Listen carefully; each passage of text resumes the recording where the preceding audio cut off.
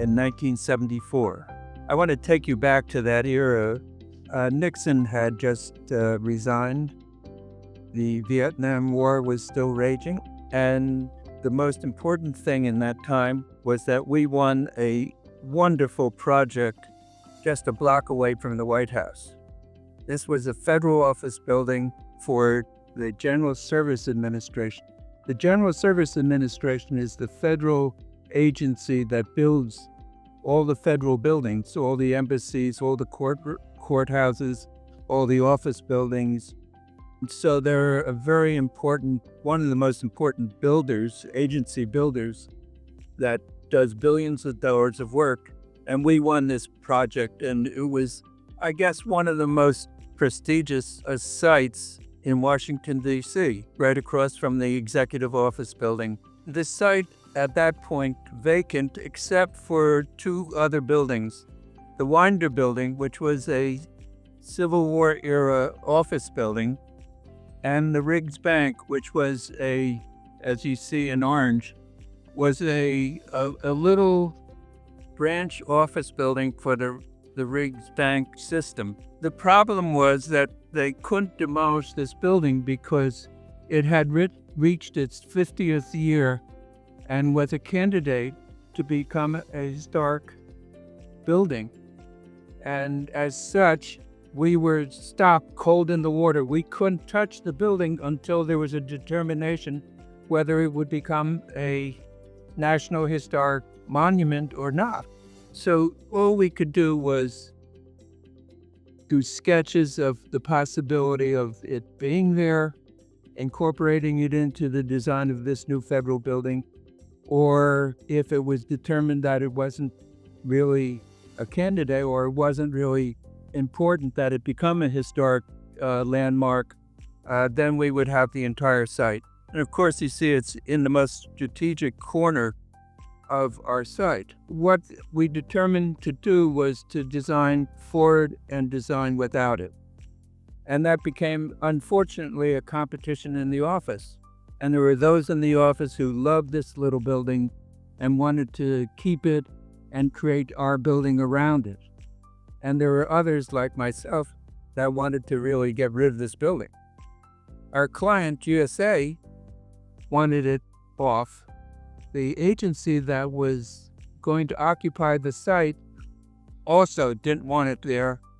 But a very important group that was called Don't Tear It Down championed this building becoming a historic landmark. It was in the bank. So all this competition we had in the office all stopped one Sunday morning when GSA got very fed up with this whole process and decided they were going to tear this building down themselves.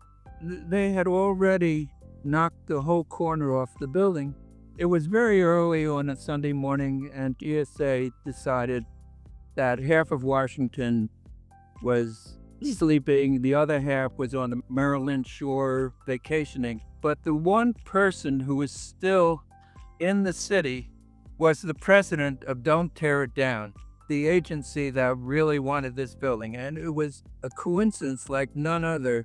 And she was walking down 17th Street, saw the demolition, immediately went to a phone booth and called the judge, and the judge placed an injunction on the site, meaning that nothing could happen on the site until there was a determination. The following morning, I get a call from the secretary of the commissioner of General Services Administration.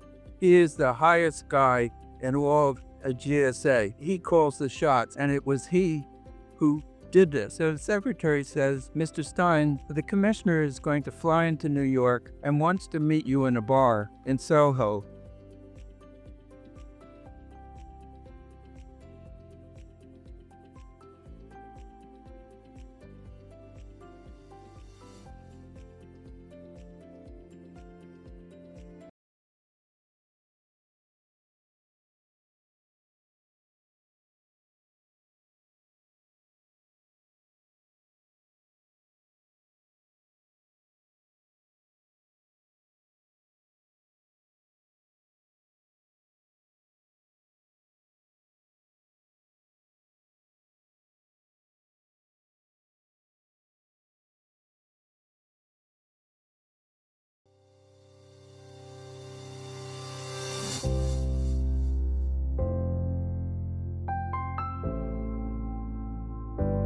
And I said, well, why a bar? And she said, he doesn't want to be recognized by anybody. Okay, so that late afternoon, I go down to this bar, little bar in Soho, and there he is, and we start to drink. And he says, Mr. Stein, Marty, he says, can I call you Marty?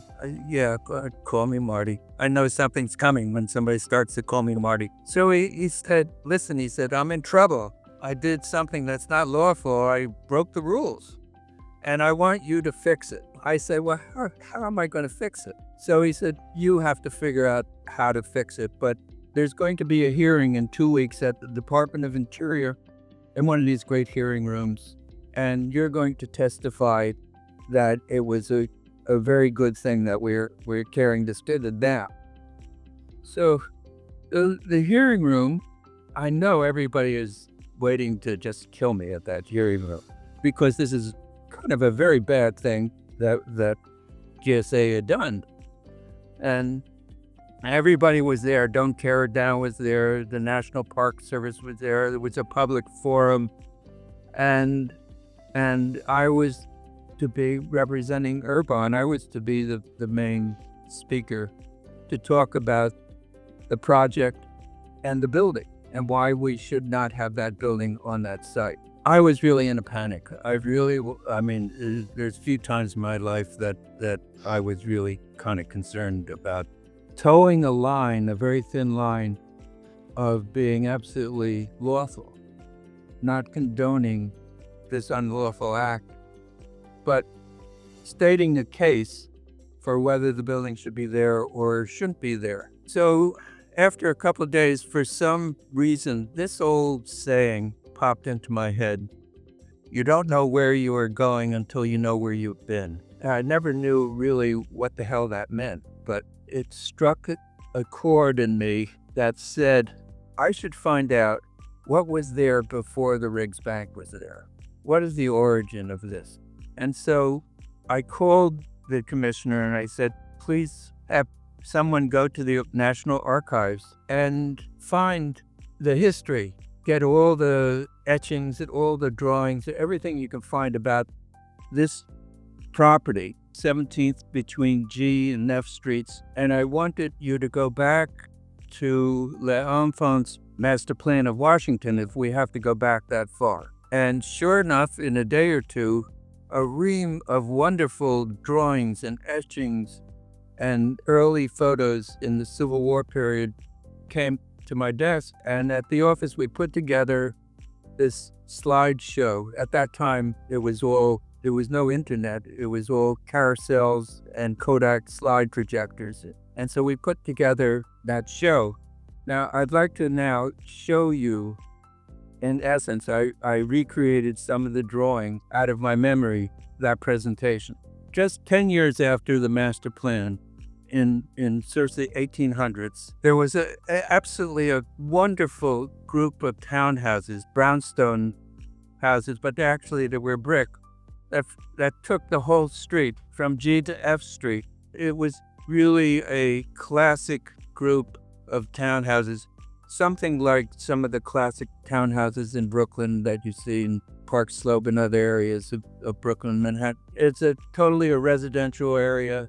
Just completely, every building had some other little decorative change, but basically they all followed a rhythm, like a 20-foot rhythm, and they all had stairs up. So from 1800 to 1840, that we had the people had that block. So in 1840, 3 of the townhouses were demolished, and the Winder Building was built. The Winder Building became the War Office in the Civil War. And actually, in touring that building down in the basement, there are really balls and chains and all sorts of implements to shackle people, because the Confederate soldiers a lot of Confederate soldiers were actually imprisoned underneath in the war building itself. But basically, still, the row of houses remained, so that there was some continuity still